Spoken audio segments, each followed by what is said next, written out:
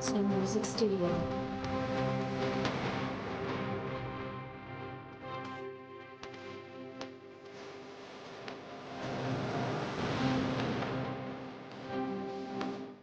Hello and welcome. The Permanent Mission of Sudan to the United Nations office in Geneva submitted a strongly worded memorandum to the Office of the High Commissioner for Human Rights, the President of Human Rights Council, regarding the innovation of Zamzam camp. The mission affirmed that the militia actions crossed all the red line and constituted the most heinous violation of international humanitarian law. It emphasized that the militia would not have dared to commit these barbaric acts had it not been for the international community's failure to take a stance since the outbreak of the rebellion, designating it as a terrorist group and holding it responsible for all these atrocities. The African Development Bank unveiled an integrated program covering the education, health, and water sector to be implemented in Sudan. Mr. Rufus, the bank's executive director for the Sudan Group, announced the extension of the country's program for Sudan until 2026, taking into account the current war conditions that provided the implementation of a new financing program after the previous program expired at the year 2024.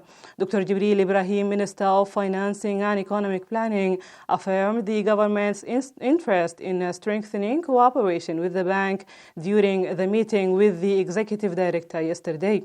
The executive director praised Sudan's commitment to paying arrears on a regular basis.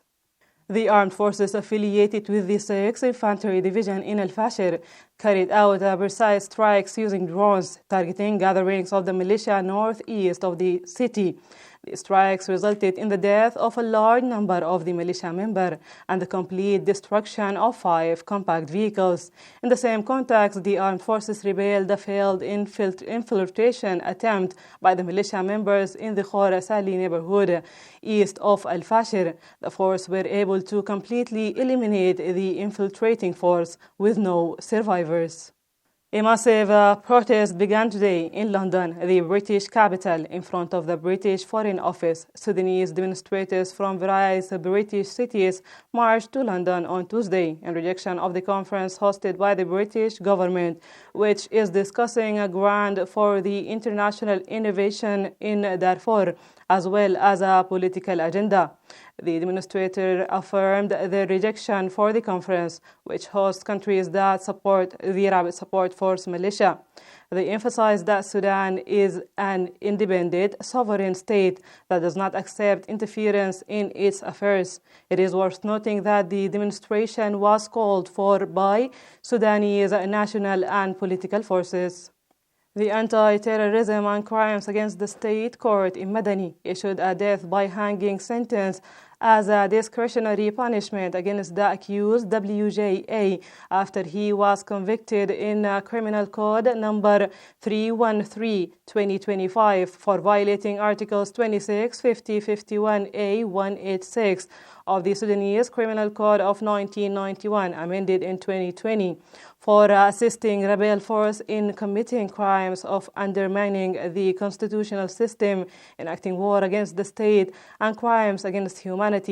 The sentence was issued in the presence of the defendant attorney, and the prosecution was handled by the second deputy public prosecutor, Sabir Al-Abid. China is tearing down walls and expanding its circle of trading partners as Beijing works of diversifying ties amid an escalating trade war with the U.S.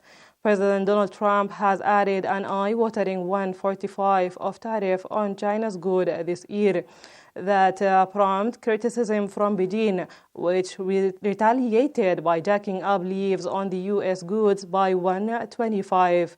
In the face of external uncertainties, China will insist on shaking hands rather than shaking fists, tearing down walls instead of building barriers, connecting instead of decoupling. Lin Jian, a foreign minister spokesperson, told a press briefing on Tuesday.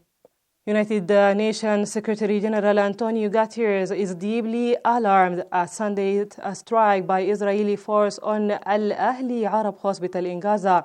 His spokesperson said on Tuesday, under international humanitarian law, wounded and sick medical personnel and medical facilities, including hospitals, must be respected and protected, the UN chief spokesperson said. He said the attack dealt a severe blow to an already devastated healthcare system in this tribe, adding there was a strong concern that medical supplies are running low, as well as food and water.